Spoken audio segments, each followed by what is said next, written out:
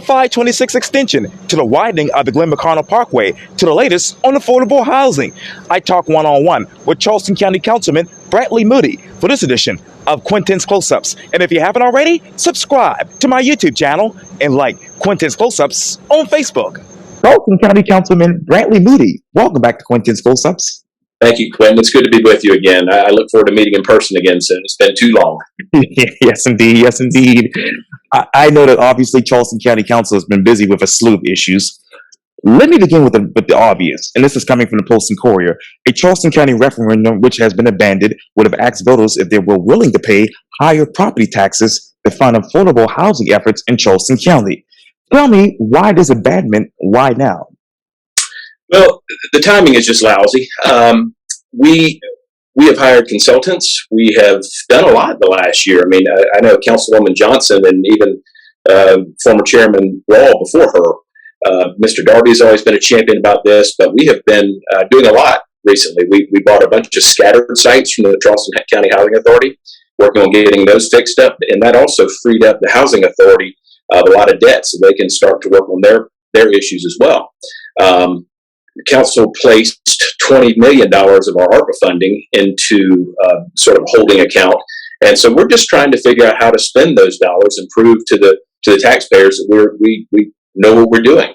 So to go to the taxpayers now and ask for money, I think it'd just be destined to fail like it did in 2020. And if it fails again, it's dead. So it was a pretty resounding bipartisan decision to not go forward at this point in time. Mr. Councilman, let me ask you, was it because this is the election cycle? No, I don't necessarily think so. The Chairman Pryor pointed out and made some good points that the town of Mount Pleasant is seeking funding for recreation. I think he mentioned the school district is seeking funding. If we were to pile on top of that in a time of great inflation, the timing was really bad. And you talk about the Charleston County Housing Authority being able to, pay off all of their debts. What were their debts prior to you all purchasing most of those houses from them? I don't remember the exact number, but they had a big, I want to say it was $600,000, maybe something in that range, that was eating up their ability to go get more money from federal authorities. And so by our purchasing those scattered sites, it allowed them to pay that debt off and really sort of took the shackles off of some of their borrowing and financing capacity. Now, this might be a silly question, but now that you all have bought those houses from the Housing Authority, are you all able to get more money for affordable housing from the federal government? Well, that's not exactly the point of it. The point of it was those homes were in such disrepair. I think 3 of the 18 are actually going to end up being demolished. But the point was to maintain the existing inventory. So get those things fixed up and then turn them over for management to groups like 180 Place or other nonprofits that have expertise in this area. County government does not have expertise in this area. That's been a great concern of mine as we've been running down this housing discussion. Is Mission Creek getting, the county, we run EMS, we run recycling, we run the landfill, we pave roads, we have drug and treatment centers.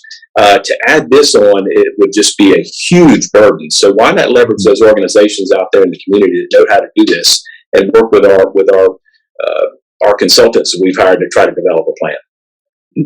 What is that plan? Well, we don't know yet. That's why many of us were not ready to go to the taxpayers. We're thinking by the end of the year, our consultants will have, and they made a preliminary presentation to us this past Tuesday, different funding sources, different ideas for how to create funding without going to the taxpayers. So they sort of laid out a blueprint that now council can start to try to tackle and figure out which way we'd like to go. And what is that existing inventory right now for obviously housing in Charleston? Well, it's gravely lacking, according to the consultants. They're telling us we need $29,000 to $35,000 additional units across different spectrums. So the very low income people to the moderate income people to the people that make 120% of average median income. So there's different buckets. And they're all low. Nobody doubts that there's an affordability problem in Charleston. I think which also adds to our traffic problems because people live further out and have to drive in they drive in at 8 o'clock and they drive home at 5 o'clock. So there is an affordability problem. It's just how are we going to tackle it? And just asking taxpayers right off the rip for a bunch of money without knowing how we're going to spend it at this point in time is a bad idea, in my opinion. Was it a bad idea to put this on the referendum without a plan? Are you talking about in 2020 or this year? Yes. Oh, yeah. This year as well. Well, Even the idea of it. yeah, I mean, the taxpayers told us it was a bad idea because they didn't vote to approve it. They said, show us what you're going to do with the money. That's what they said in 2020. So that still kind of echoes in my mind this year when I considered whether I was going to support putting it on a referendum. Should the referendum have been a 1-for-1 for every new development and a new or revitalized affordable housing? I'm not sure I understand your question, Quintin. For instance, theoretically, should the referendum have been 1-for-1 for every new development and a new or revitalized affordable housing project? I'm still not sure I understand your question, but let me flip it around and tell you where I stand on this thing. Okay. As I mentioned, mission creep, getting ahead of what we do at the county, that's a concern of mine. Can we work with developers charging fees or making them put more affordable units in here? I think the city of Charleston did that, and they put the bar too low. So all these developers were just paying the fee instead of actually creating new units. So they learned that bar was too low. Can we work with developers on tax breaks, on some targeted zoning if that's permitted, along transit lines where these things go? Those are things we can absolutely do, and I'm absolutely open to those discussions. One of the issues I raised in council the other night when we were talking about some of these solutions was blanket zoning changes, and I would have a huge problem with that because when you survey constituents, Quintin, 70% of people say, yeah, we've got an affordability problem. And then the next question is, well, would you mind us solving that in your neighborhood? And all of them say, no, I don't want it here. So they all say there's a problem, but they don't want anything to do with it being nearby them. So that's an issue as well. You've got to have these places on transit lines. You've got to have them near grocery stores. You've got to have them near employment centers. You've got to have them near medical facilities and things like that. So to just blanket zone change would be a problem with me. I'm not sure. I know I didn't answer your question, but I wanted to get to where my thinking was. Well, I'm glad you mentioned the developers. That was supposed to be a part of that question because I was wondering, would they be able to have to pay for half of this versus just laying everything on the residents? Well, you've got to incentivize them to want to do this. Okay, somebody's not going to come in and just do a bunch of affordable housing because you can't charge enough rent to make it work. So you've got to have market rate units in there as well. And so, yeah, I mean, there are formulas that we can try to develop with developers, and that's, I think, too, what our housing consultants can help us work through. Now, what are the market rate units in your district, District 7? What are the market rate units in my district? Yeah, well, as far as obviously rent and apartments and affordable. Oh man, it's one bedrooms are going for $1,700 a month. I think 2 bedrooms over $2,000 a month. It's really problematic especially for young professionals. I mean, I would love for my kids to live here and come back here, but can they afford it? Not right now, that's for sure. But it's a supply and demand thing too. When if more housing is built, we're starting to see it now where rents are actually coming down a little bit, not because of anything we're doing, but it's just market conditions. Now, can market conditions solve this problem entirely? No, I don't think so. But that's why there needs to be some work on government's behalf, but we just, in my opinion, should not be leading the charge because we're not equipped to do it. And what were the market conditions that is before this inflation, current inflation that is? I don't know, to be honest with you. I mean, I'm a homeowner, so I don't pay a ton of attention to the rents. But if one bedroom may have been $1,400 to $1,500 or something like that, it's still pricey. So do you get young professionals get a 2-bedroom and stack 4 people in there to make it work? They're doing that kind of stuff. So that's how you make it work. But inflation has surely caused that to go up. The lack of supply. I mean, it's a landlord's market now, if you will, because somebody's paying $1,800 now. The landlord comes to him and says, "Well, your number's now $2,000." Right. What are they going to do? They can't move anywhere and find anything much cheaper unless they go way out to Ladson or Somerville or something like that. Ridgeville. Yeah, I mean it's a problem. Yeah, it is a problem. Let me ask you this. Let's talk about zoning a little bit. How should feature increases to maximum residential densities be conditional within the zoning code so that a certain percentage of the new units will be reserved for attainable housing in your district, for instance? Yeah, I mean that's what it all comes down to. Is we have council has approved some zoning rules where if you're providing affordable housing, again, depending on which level of AMI you're going into, that can ratchet up the density. So if you're providing housing or affordable housing to the lowest of income people, you can literally stack, hundreds of units onto a 10-acre, for instance, site to maximize that density. But again, it comes down to, Glenn, where do you want to put these things? Because constituents have historically said, not in my backyard, and they're, the NIMBYs are everywhere, and I understand that. Yes, sir. Let me go to Greenville and Spartanburg because I noticed they had a 7% sales tax, and basically it was like a sales tax referendum, and it was apparently successful according to many people up there. Yeah. What did Charleston County? With that in mind, should Charleston County probably try to tie water into affordable housing? Again, back to the water point, I'm not sure where you're going with this, but Greenville County, the upstate, they have had some successful issues. Would it be smart of Charleston County to see what they did that worked? Absolutely. Why recreate the wheel? Go look at other counties that are comparable size, comparable incomes,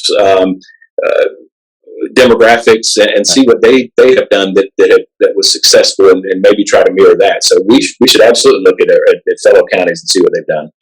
Now, how many homes in your district, Mr. Brantley, have been built at a fairly consistent rate over the past year or so? Not as many as others, because most of my district we've redistricted. Right. We've redistricted. My district prior to redistricting was almost exclusively inside of 526, except where I shot up 61 to Church Creek. So my old district, not a lot, because they're inside of 526 is pretty well built out. Yeah. Now, outside of 526, where my district now goes up to, it's still pretty dense. Drayton on the Ashley, Shadow Moss are now in my district, which I grew up out there, so I'm very excited to have those guys in my district. McLaura Hall, Village Green, those neighborhoods are also pretty well built out. So the numbers of units in my district have paled in comparison to, for example, Miss Johnson's district on Johns Island, which has seen explosive growth and continues to see explosive growth. Councilman Schweer's district, you see development continuing to creep up 17 up into Allendale. Yeah. And so those outer areas, I think you're going to continue to see growth in. Hollywood, could it be going out there in the next 10 years? Very likely. So I think inside of 526, whether it's West Ashley or Mount Pleasant, while there may be parcels here and there, it's pretty full. Okay. What's more important for your district right now? Building new homes or commercial space, or rehabbing, expanding, and better utilizing the existing homes? I'd say the latter. I'm a big fan of keeping people in their place. So I mentioned the $3 million that Councilman Darby championed. I have a lot of differences with council members about the housing direction, but that $3 million for emergency repairs, for roof repairs, to keep people in their homes is huge. So rehabbing, keeping neighborhoods as they are, because if somebody has a $40,000 bill and they can't pay it, they're going to sell it. And it's going to gentrify that area, and it's going to make changes. So if we can use some of that money to help keep people in their homes and keep neighborhoods together, I'm all about that. The other thing I would submit to you about as far as my district goes is I continue to champion reasonable commercial developments where we have jobs coming into West Ashley. When you have people, again, I mentioned the traffic, when people leave West Ashley, I think the plan West Ashley showed us that like 80% of people, maybe more, leave West Ashley at 8 or 8:30 in the morning, go to work, and then come back at the same time. There's your traffic problem. So if you have large employers like MUSC building out at Citadel Mall, if you have other employers that can take infill and turn that into commercial jobs, that I'm all about that. So there's a new project Mr. Palacios is proposing down at DuPont and Orleans Roads on 17, that new impressive hotel. Now, that'll be, hourly jobs, but it's jobs right there in neighborhoods where people need them, and also continues to develop out West Ashley in a very, in my opinion, very high grade of product. Now, sorry about the noise in the background, but let me ask you this. Let me jump right into 526. The cost of the 526 extension over Johns Island is now $2.35 billion. SEDOT Secretary Christy Hall says the previous estimate for the extension is outdated, and a lot of things contributed to the new price tag for the project. But then, what are the current market conditions in construction for this?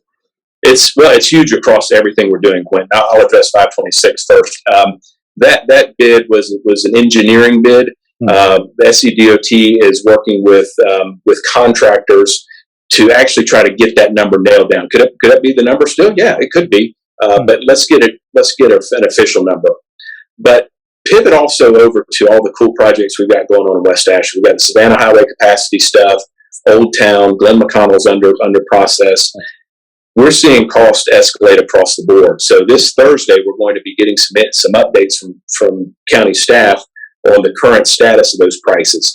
I think you're going to see that we're probably not going to be taking on a lot of new projects like intersection improvements and things like that. I'm not talking about larger projects until we kind of can finish what's on our plate because of the escalating costs and inflation. So stay tuned to that. Thursday, we ought to have some updates on that. But we do have a ton of cool projects going on Savannah Highway, all over West Ashley, the Old Town District. Sure. A lot of neighborhoods still being paved. So, but it's just, we've got to get finished what's on our plate before we bite off too much more, given current market conditions. Now, how many of your neighborhoods and your district are actually being repaved right now? Boy, it's been a good 2 years for District 7. I'd say probably in the neighborhood of about 200 roads in the past 2 years or so. Different funding buckets, but a lot of roads that are overdue. There was some in Northbridge Terrace, for example, that hadn't been paved probably in 30 or 40 years. That gravelly, hard. Older people couldn't walk their walkers down these roads. Right. So just a lot of those things that needed to be completed. Well overdue, but now complete. Now, going back to 526, Mr. Councilman, and this might be a tough question, so hold on with me. What are the real estate costs for the alignment of this particular project, 526? Those, I don't have the specifics on those. Those have obviously increased as well. We have already acquired a lot of the right-of-way in West Ashley. Right. So that is, if you know where the Money Man Pawn Shop is, that behind that, as you approach the Stono River on the West Ashley side, most of those properties in West Ashley have been acquired. But yeah, I mean, as you move onto Johns Island, over to James Island, yes, those are issues we're going to have to tackle. And hopefully the contractor's budget, when it comes back from SCDOT, may detail out that a little bit more, but certainly have escalated. Now, what was the contractor's budget prior to the decision or the information coming from Secretary Hall? Well, the budget that was outlined, I think it was in 2012 or 13, using 2019 numbers, was like 755 million or something like that. But obviously, it's grown considerably. But to me, it's going to be 4 billion in 10 years, and then 10 billion in 20 years. I mean, who knows what it's going to be? It's never going to be less expensive than it is now. So we've just got to keep pressing forward. Now, what other expenditures, Councilman, do you foresee with 526, with the 526 extension, I should say? Well, none. I mean, it'll be all encompassed. So it'll be the road, it'll be that right-of-way acquisitions, it'll be all that stuff will be in the project. So there should not be any other things outside of the scope of that project. And this might be, a silly question, but what preliminary work do you expect before this project is actually shovel ready? Well, so we should have by the end of this year, we should have our EIS, that's Environmental Impact Study, submitted to the federal authorities, and that's sort of the next step. Secretary Christie estimates, at least she did back in the spring, and hopefully we'll get that number nailed down a little bit more, that roughly 70 million was what is needed to sort of take this to the shovel-ready position. So that includes all the studies and the processes that we've got to go through. I tell you, Quintin, the time it takes to bring projects to bear is so frustrating. And we've got organizations locally that are responsible for helping drive that process. One of the first votes I took on County Council in January of 17 was to fund Glenn McConnell Parkway widening. And here we are just now starting it. That's, 6 years later, going to finish in April of 24. Right. So 7 years to do a 2-mile stretch, adding a lane of pavement on both sides and a bike ped path the length of the process. 7 years. It's just ridiculous. Yeah, I guess it was a couple of months ago when I I was out there for work and I accidentally went on that side to get to Beast Ferry walking. So yeah, it's good that you all are adding that pedestrian. Well, and people just they just let's start digging. Let's start digging. Well, I mean, environmental studies, noise studies, bird studies, traffic. I mean, everything. It takes forever, and it's so frustrating. And I can't imagine what the layman who doesn't know all the things that go into this, it's maddening, because you're sitting in traffic out there wondering when these projects are going to get done. And it just moves at a snail's pace because of all the regulatory things we have to jump through. Yeah, that's exactly right. What kind of bids are for this project would be, and actually would be ideal to lower the prices? So what about the bids? I missed that. Yeah, how many bids for this project would be ideal to drive the prices lower? Well, we're not at that point yet where we're seeking bids. We're just trying to get a firm number that we can build a process around. That's what Secretary Hall and SCDOT are doing, trying to take the figure that they presented, which was an engineering number that's loaded with contingencies and unknowns, and take it to contracting organizations like regional, national organizations, and help try to build a true budget instead of an engineer's budget, if that makes sense. Yes, sir. But we're not anywhere near, RFP or bidding this thing out or anything. We're just trying to get to a number that we can build a process around. Okay, you talk about numbers. What's that funding plan that you all should lay out to the public? Well, when we get a number, we'll know. There's going to be, I would imagine, there's several of us who have been working with our congressional leadership. Sure. There's going to be hopefully a lot of federal dollars, maybe state dollars in play here too. Secretary Hall is a big fan of this project, and she knows a lot of the ins and outs and where to go to seek funding. So we will continue to work with her and SCDOT, as well as our state and national legislative delegations, to work on funding. Now, this is a redundant, silly question, but what is the ideal down payment for this particular project?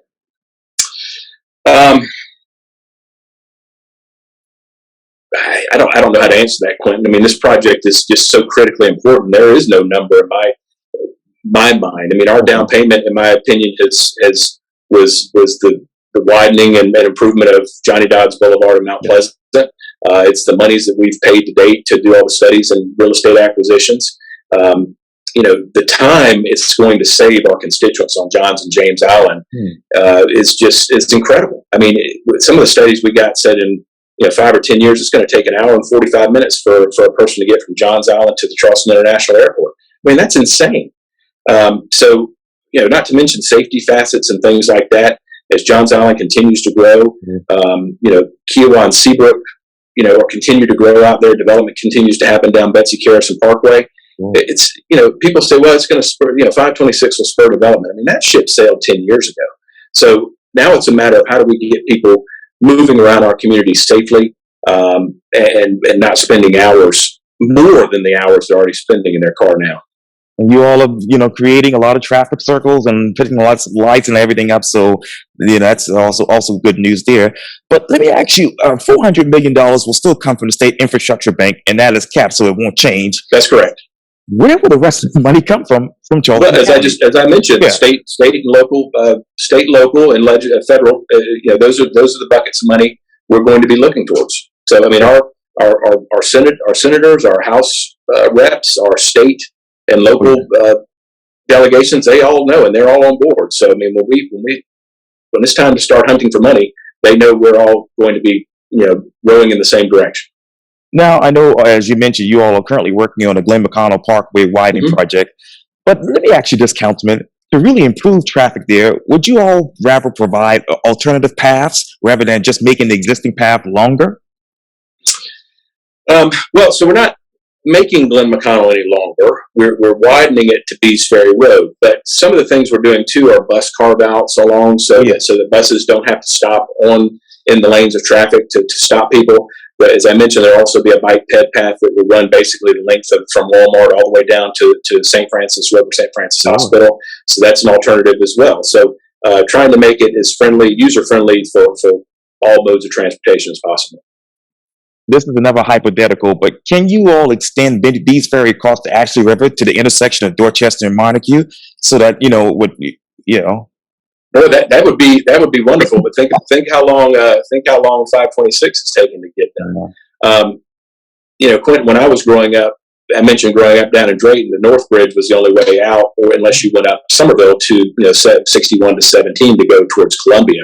Yeah. So Bees Ferry to Dorchester Road would be a dream. Extending Glenn McConnell up to Somerville would be a dream, and that's a huge focus of Dorchester County. Now, will that happen in our lifetimes? I don't see that happening, either of those. But if I could wave a wand and have a bridge across Bees Ferry to Dorchester Road and run Glenn McConnell up to Dorchester County, I would do it in a second. Yeah. Okay. And to finish 526 to James Island, is that even possible? My contention is to do it all. Now, Secretary Hall says we need to do it in phases, which she said will make it more affordable than bidding the whole thing out at once. What I don't want to have happen to James Island is what happened to West Ashley 40 years ago, is it stops on Johns Island and doesn't go any further. I'm all in for the full completion and full loop, as it should have been 50 years ago. Charleston County Councilman Brantley Moody, thank you so much for your time. And again, welcome back to Quintin's Close-Ups. Thank you, Quintin. Don't be a stranger. Let's do this again soon. Sure, absolutely.